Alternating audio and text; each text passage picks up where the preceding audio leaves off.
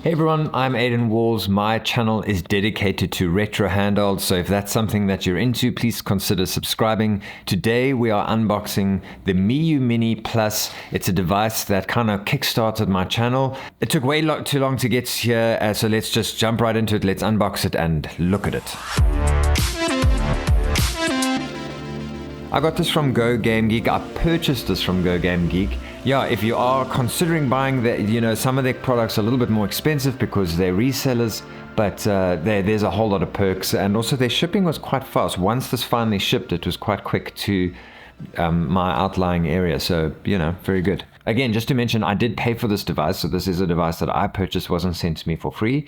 Let's just have a look at what I got in the package here, because this is a GoGameGeek package, and they seem to, because they are trying to add a little bit of value, you seem to get a lot of little things. So I seem to have gotten some stickers to mod my controller areas. I don't know if you can see, but there are, you can see there's little cutouts.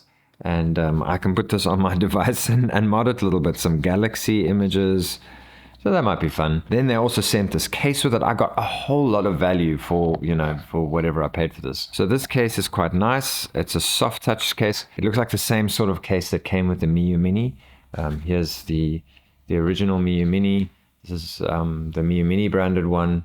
And look, it's pretty much the same thing. Sorry, my lens is a little bit zoomed in. Pretty much the same thing. That's and I mean, I loved this case for my Miyoo Mini, so now I literally have the same experience with the Miyoo Mini Plus. A little thing here, wires and whatever here, and off I go. So that is the case. And then let's get into it. Let's open this Miyoo Mini. I like the coloring of the branding. It's got like sort of a purple maroon line drawing here, and the cream box.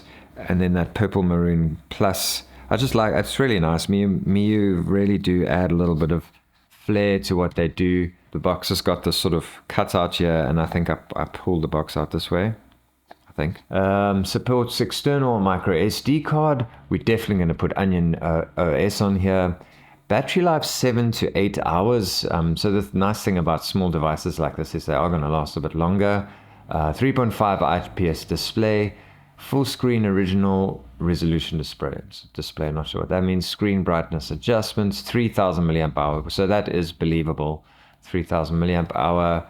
And the thing about this is, so another device that's treated this channel really well is the 35XX. I've got that's probably my most viewed video, is the Anbernic RG35XX. And the thing is, this is just readily available. This did take very long to arrive, but supply seems to have been fixed now, and people seem to be getting more and more of these devices. And that's just a nice thing, it's nice to know that there's an option out there for us that is now available and is a really cute little device. I love the branding, I love the boxing, so let's get it out. It's difficult to open for some reason.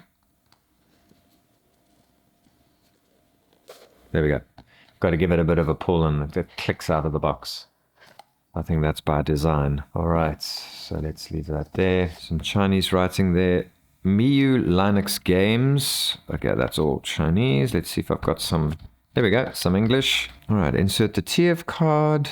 How to install games. On, off, boot long press, power supply, shut down, idle mode, start using, exit game, save or read game progress. So it's got save as well. Let's just see here.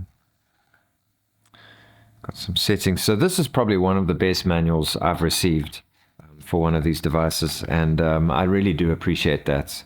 So again, I just feel like Miyoo really put a lot of effort in, and even though they've let us down with their supply chain, it's a great company. Like, they really make lovely devices. The Miyoo Mini, with all its quirks, was a really cool little device, and it had some quality issues, but it was a really cool device.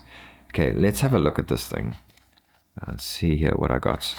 So I got a screen guard, wipes, a cable. All right, let's open it up. So immediately I'm like, this is just a big Miyoo Mini. So just like the Miyoo Mini, when I first opened it, I was just surprised at how premium it felt. These buttons are really nice. So this here, this measurement here, the dist let me just get something to point with. The distance between here and here is very important. Let me quickly get the RGB20S. So in my video for the RGB20S that I'm working on, I'm a bit late to the party for this device. The distance between here and here is very subtle. So if I raise that slightly. So in the video, you can see this part is a little thicker than this part. So there's a slight raise here. But the problem is when you put your finger around, it's not enough of a distance to accidentally press this when you're trying to press this. So that distance is very important. And so the Miyoo Mini Plus already has a 1-up on the RGB20S with that distance. So if you are going to be playing PS1 games, and also the thing is we use these as shortcuts for saves and fast forward. So if you do use those sort of buttons in your games, you're going to have a lot less chance of accidentally pressing your L1 and R1 buttons while you're trying to press the L1, L2 or R2. So that is a good thing. Okay, so I want to check this. So in the Miyoo Mini, I had a lot of issues with this battery door because the clip didn't secure properly. It wasn't very well fitted. It's already much firmer, and that is a good thing. So there, and then if I clip it back, that is a much better battery door. That is just worlds apart compared to the Miyoo Mini. The plastic feels really nice. It's got this sort of matte finish to it. It's really nice. Let's have a look at this battery. So again, they've used this connector that they use in like FPV drones and that. And while that is kind of fine, my connector broke, but that is because the battery door was bad. So hopefully with this, you're not going to run into any issues with that. Cool. So that is all looking much better. All those buttons. See, the buttons are also firmer. Like it's harder to press them, which is actually a good thing.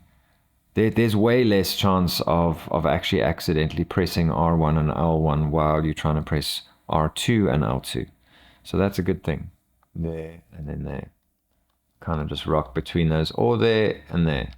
So that is, it really is much better than the RGB20S and even the RG35XX. It's definitely better. All right, let's quickly run through. So buttons. So hopefully my Miyoo Mini got that sort of powder around the edges of the buttons. These do feel better and feel like they're not scraping at all. They feel very good. But very similar to the Miyoo Mini's buttons. They probably are the same buttons. They've got nice travel, nice sort of clickiness to them. I don't have anything to complain about there. And then the D-pad. The D-pad is quite a mushy D-pad, which for these sorts of retro games, it definitely feels like a retro D-pad. Not bad at all. It's not on Anbinix standards. But for a retro gaming device, it does feel very nice. It feels a lot like the original Nintendo or whatever. It's very nice. These are sort of soft click buttons. The function button also a soft click. And then we've got our power button there. I think those are the LEDs. There's our SD card, headphone jack, and charging port. Okay, let's power it on. So Miyoo do a pretty good stock firmware. A lot of people ask me, should I use the stock firmware? Should I go with the custom firmware? Because, some people find it just to be such a mission to do custom firmware. With this device, and there's music playing in the background, you don't necessarily need to do the custom firmware. This has great firmware straight off the bat. And I think compared to a lot of Linux-based retro gaming devices, this is probably one of the best as stock firmware goes. On the edges here, I forgot to show you, we've actually got a volume rocker now instead of the dial. I kind of actually like the dial, but everyone seems to go for the rocker. It's probably cheaper in the end. All right, so let's quickly, first thing, there we go. Okay, so we go to settings, background music volume, I think, BGM volume. There we go. And we even got some themes, default onion. So now we've got an Onion OS theme on the Miyoo Mini. Now it looks like Onion OS. That's sketchy. Okay. I'm not going to leave it on that because that's just going to confuse people watching the video. Game Boy Mini, let's try that. Oh, let's see, the fonts are all weird there. Let's get rid of that one. Hippo stock. Well, that's the one that it came with. Okay. So we've got settings. We've got power off, brightness, Wi-Fi. I'm going to quickly log into the Wi-Fi. All right, now it's going to connect to Wi-Fi. I'm not sure if this does scraping for your album art, but we shall see. I think that's one of the reasons why it's got Wi-Fi. Color, we can play with the screen color, but I think this screen is a lot better than the original. Reboot manually to apply changes. All right, so I wonder if I can press and hold. Yeah, so let's say OK to shut down the device. It's a very slick operating system for a stock operating system. PowerKitty are probably, one of the biggest culprits of providing a device with just a dodgy operating system. This is quite nice. Okay, let's power it back on. Okay. Settings. All right, so we've got the Wi-Fi going. We've got some things, language. I can change the language. Hibernate, never. Let's put that on 5 minutes later. Fixes, audio fix on. I think that their software does a little audio pop sometimes when you switch on and off. So this does come with games. Let's have a look at the apps. File Explorer, RetroArch. Okay, so this whole thing runs on a RetroArch backend. Does it have any favorites for us? No. Okay, so let's immediately go into games. So what's really nice about this is that it's just so simple to use, and that's what a lot of people like about Linux-based devices. The only real thing I don't like about Linux-based devices is when they do have Bluetooth. This one doesn't have Bluetooth. Is that I don't know of any of the operating systems that support Bluetooth headphones yet. And that's one of the things I love about my Retroid devices is that I can use Bluetooth headphones with them. But other than that, sure, look at those lovely icons with this theme. Like a lot of people go, oh, there's a whole lot of things that you won't get on here with the stock OS that you'll get on the custom OS, which is true. And I think as you get more into this, maybe you'd consider going to Onion OS. But if you are a new user, this is all you'll ever need. There might be some performance issues, there might be some issues with games or whatever, but in the entirety of being a new user, I really think this is a great way to start. Let's see, we've got some arcade games here, some folders, and then let's choose 1944. Screen is lovely, man. That's a really nice resolution screen. So turn the volume down. Volume rocker works very nicely, nice and responsive. Controls are really nice. Wow. I haven't actually watched other reviewers on this device just because I'm scared of kind of starting to copy other reviewers. But so the D-pad is very mushy. So for something like this where you need to kind of just you almost use it like an arcade stick and just kind of mush it around, it's very nice. But if you want slightly more direct controls, the D-pad might be something that'll frustrate you. But straight out the box, using it immediately, this is very, very nice. The D-pad is better than the 35XX. Maybe someone will disagree with me, but it's definitely nicer to use. Once you're in a game, you press that menu button. You can save. You can load. This is something that I said when I did my Miyoo Mini review, is that the stock operating system is just great. I think people have gotten very picky. Native menu, I think that's going to take you to RetroArch menu. Let's see. Yeah. Let's go to resume. They've even chosen their own little theme for RetroArch. NetPlay, so with Wi-Fi, you can now play over the internet and then exit game. Those are all the simple tools that you need to get started and to make it very easy to use. So, for example, I was going to set up the RGB20S because I've ended up with two of them. I want to set it up for my son to play Pokemon and some Sonic. But this stock OS is just so much easier to follow and harder to mess it up, Okay, let's see. We've got some Famicom games. We've got Contra. No album art there. All right, so the screen is great. I really, really like the screen. It's a very good resolution screen. I just unboxed the RG405M, which is a very high-end device from Anbernic. And the screen resolution on here is better. Obviously, they sacrifice on resolution for performance and so that they could get a touch screen. And obviously, this isn't a touch screen, but this is a very nice screen. It is one of the reasons why Miyoo couldn't make the Mini, because of the specific screen they chose. They couldn't carry on making the Miyoo Mini. They couldn't source the screen anymore. But hopefully that doesn't happen here because they really have found a great screen.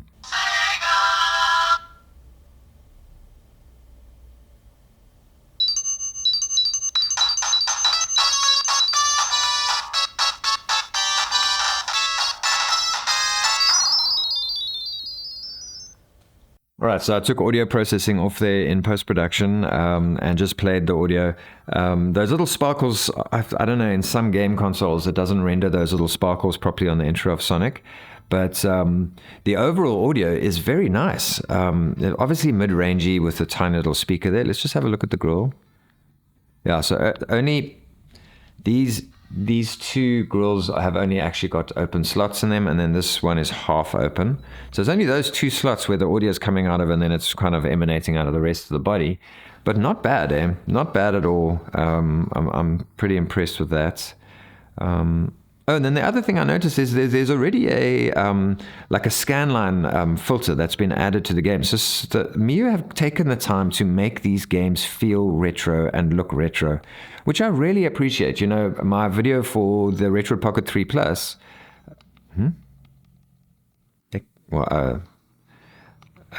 My intro for the Retroid. My video for the Retroid Pocket 3 Plus and the Flip, the setup guide, I spent a lot of time tweaking the retro games so that they look retro and feel cool. They have actually taken the time to do that for us. Let's go to just play a random game that I never play.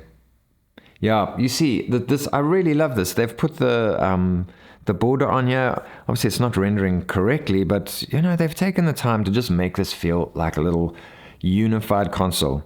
And I get a lot of questions on these videos saying, can I just use the stock firmware? Because I always go crazy about the custom firmware that's been made. This device, you don't need stock custom firmware. You can just play it as is. It looks great, feels great, and everything works. Should you get this device, I highly recommend it. The Miyoo Mini Plus is becoming more available now. Like I say, I think you can actually message GoGameGeek and ask them if they have stock. But it shipped quite quickly from GoGameGeek. And as a retro gaming device, these controls are just great. They're a bit like fun, like a bit almost, I can use the word floppy, like the D-pad's a bit sort of floppy and the buttons are clicky, but easy to click. You know, it's a very easy to press button, which makes it feel like an old NES controller, old NES controller or Famicom controller. It really is a lovely little device and it's easy to use. You can pick it up and play. And I think for first-time users, I can highly recommend the Miyoo Mini Plus. You might wait for it, depending on how things are going, but stock control seems to be better now. Here is my RG35XX. The RG35XX definitely feels like a more solidly put together device. I've put the better buttons on the back here. This definitely feels more solid, and I think there's a reason why so many people are going for this. As a quirky cousin to the RG35XX, I think the Miyoo Mini has a lot of charm, and I don't know if a lot of people have said this in their videos. Like I say, I haven't been watching a lot of other content creators in this niche for a while now because I don't want to start copying the other creators, but my opinion is that this has more charm than the RG35XX. I said in my popular video of the RG35XX that even though it doesn't have all the charm of the Miyoo Mini, it's just a very well-made device and it's available now. If the availability is better now with the Miyoo Mini Plus, this is just such a charming little device. It's got charm for days, and I think it's something that you can pick up and play. Everything's been set up for you. Obviously, having games already on a device is sketchy, but it is what it is. And I think if you buy this and you are able to get hold of it, it's something that you will enjoy immensely. I would just say, make sure you get a case with it because it's not as well made as the RG35XX. Thanks so much for watching. Please subscribe. See you in the next one.